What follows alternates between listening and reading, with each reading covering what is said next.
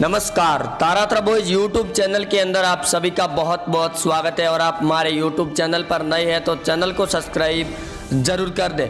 वही दोस्तों, महाराष्ट्र की सियासी राजनीति को लेकर बड़ा उलटफेर मचाने वाली खबरें सामने आ रही है। लगातार शिवसेना, उद्धव ठाकरे और एनसीपी प्रमुख नेताओं के खिलाफ में ईडी और सीबीआई की जांच की ताबड़तोड़ बैटिंग के बाद में अब जो महाराष्ट्र में उलटफेर की खबर सामने आई है ऑपरेशन लोटस को लेकर। एनसीपी नेता अजित पवार के खिलाफ में ईडी का आज समन जारी हो चुका है। तो वहीं शरद पवार ने भी बयान देते हुए कहा कि जल्द उद्धव ठाकरे की सरकार बीजेपी के साथ में गठबंधन भी कर सकती है। एक तरफ कांग्रेस के नेता नाना पटोले के द्वारा पहले से ही बड़ी बगावत करके एमवीए गठबंधन से अलग से चुनाव लड़ने का फैसला जारी भी कर दिया है। तो अब अजित पवार ने, एनसीपी नेता ने भी बड़ा बयान दे डाला है उनके खिलाफ में। जैसे ही ईडी की जांच तेज हुई है, उन्होंने बयान देते हुए कहा कि उनके साथ में करीबन 23 बड़े नेता जल्द बीजेपी पार्टी से फिर से गठबंधन करके सरकार बनाएंगे महाराष्ट्र में। वहीं महाराष्ट्र के पूर्व सीएम देवेंद्र फडणवीस ने यह भी बयान देते हुए कहा कि ऑपरेशन लोटस की महाराष्ट्र में शुरुआत हो चुकी है और जल्द इसकी सबसे बड़ी खुशबू आनी शुरू हो जाएगी। अजित पवार और देवेंद्र फडणवीस को लेकर भी ये काफ़ी ज़्यादा बयान और भी चर्चा में सामने आ रही है कि शिवसेना, उद्धव ठाकरे की सरकार की हो रही इस बगावत के बाद में जल्द बीजेपी पार्टी फिर से अपनी महाराष्ट्र में सरकार बनाती हुई नजर आएगी। ऑपरेशन लोटस की तैयारी के चलते बीजेपी के नेता और सुरमेश सोमैया के द्वारा यह भी बयान देते हुए कहा गया कि जल्द बीजेपी के साथ में शिवसेना की पार्टी के नेता और एमवीए गठबंधन के करीबन 17 से 30 बड़े विधायक बीजेपी पार्टी के संपर्क में जताए जा रहे हैं, जो जल्द ऑपरेशन लोटस की पूरी तरीके से बगावत देखने को मिलेगी शिवसेना, उद्धव ठाकरे की सरकार में। यहां तक कि नाना पटोले के द्वारा दिए गए बयान और अलग से चुनाव लड़ने के फैसले को लेकर कांग्रेस पार्टी के खिलाफ में संजय राउत और उद्धव ठाकरे ने खुद बड़े तौर पर एक्शन लेते हुए बयानों पर बयान भी दिए थे कि अगर अलग से चुनाव लड़ना चाह रही है सरकार तो उनको उनकी औकात दिखाकर रख दी जाएगी। जिसके बाद में कांग्रेस के नेता नाना पटोले से लगाकर महाराष्ट्र कांग्रेस के सभी नेताओं ने कांग्रेस की हाईकमान के साथ में बड़ी मुलाकात भी की थी। और इस मुलाकात को लेकर उन्होंने दावा करते हुए भी कहा था कि कांग्रेस पार्टी के वर्चस्व को महाराष्ट्र में खत्म किए जाने की कोशिश में जुटी हुई है पार्टियां। इस दौरान अजित पवार के साथ में आज ईडी का समन जारी होने के बाद में अजित पवार के द्वारा भी बड़ा बयान दिया गया संजय राउत के साथ में हुई मुलाकात के बाद में। यहाँ तक कि संजय राउत के साथ में बयानों के बाद में शरद पवार के द्वारा भी बयान जारी करते हुए कहा गया है कि इस बार बीजेपी पार्टी ने अपनी बड़े तौर पर चाल चल दी है। वहीं आपको बता दें कि शरद पवार के साथ में दिल्ली के अंदर कई बड़े नेताओं की बैठक भी हो चुकी है। कांग्रेस पार्टी को बड़ा झटका देने की तैयारी में शरद पवार भी लगातार प्रशांत किशोर के साथ में गुप्त बैठकें भी ले रहे हैं। इस दौरान पूर्व महाराष्ट्र के गृह मंत्री अनिल देशमुख के इस्तीफे के बाद में लगातार महाराष्ट्र की सियासी राजनीति में उलटफेर मची हुई है। यहाँ तक कि अजित पवार के ईडी के समन और ईडी के खुलासों के बाद में अब जल्द कुछ बड़ा उलटफेर होने की तैयारी में शरद पवार भी अब अपने बोल बोलते हुए नजर आ रहे हैं और पूरी कोशिश में जुटे हुए अजित पवार को बचाने की कोशिश में।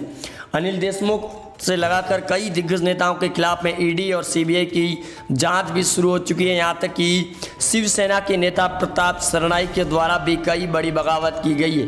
कांग्रेस के प्रदेशाध्यक्ष के द्वारा भी बड़ा बयान जारी करते हुए कहा गया कि महाराष्ट्र के अंदर ऑपरेशन लोटस बीजेपी पार्टी के द्वारा शुरू कर दिया गया है और जल्द सरकार गिरेगी। इसको लेकर उद्धव ठाकरे के नेता से लगाकर खुद उद्धव ठाकरे ने दिल्ली के अंदर पीएम मोदी के साथ में बड़ी मुलाकात भी की है। वहीं सोनिया गांधी को अब डबल झटका लगने की तैयारी में।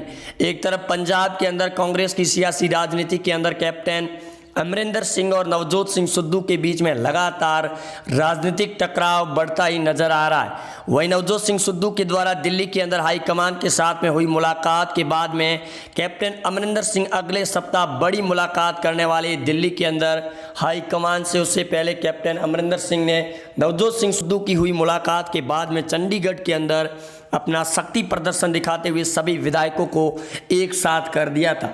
वहीं दोस्तों, आम आदमी पार्टी ने भी पंजाब के अंदर अब कैप्टन अमरिंदर सिंह के आज उनके घर का पूरी तरीके से घेराव किया गया था बिजली बिल को लेकर और पंजाब के अंदर फ्री बिजली देने का दावा कर चुके अरविंद केजरीवाल की पार्टी भी इस बार विधानसभा चुनाव 2022 के अंदर चुनाव लड़ने की तैयारी में, वो भी पूरी की पूरी सीटों पर। पंजाब के अंदर इस बार बीजेपी वर्सेज कांग्रेस वर्सेस आम आदमी पार्टी की कड़ी टक्कर होगी और इस बार दिखाई ये भी दे रहा कि इस बार आम आदमी पार्टी पंजाब के अंदर अपनी सरकार बना सकती है।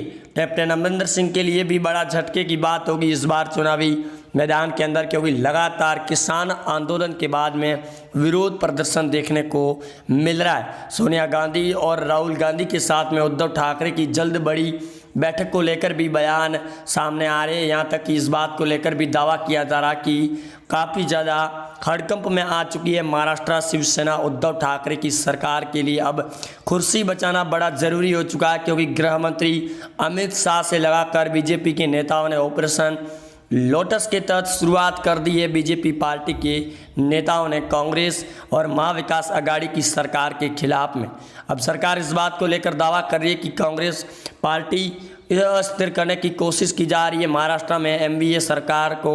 यहाँ तक कि एनडीए सरकार के गठबंधन की गिरने की पूरी तैयारी में राज्यपाल भगत सिंह कोश्यारी भी लगातार उद्धव ठाकरे को मनोनीत करने पर हामी तुलते हुए नजर आ रहे हैं। तो इस बीच में राज्यपाल भी कई दफ़ा उद्धव ठाकरे के खिलाफ में बड़ा एक्शन भी ले चुके।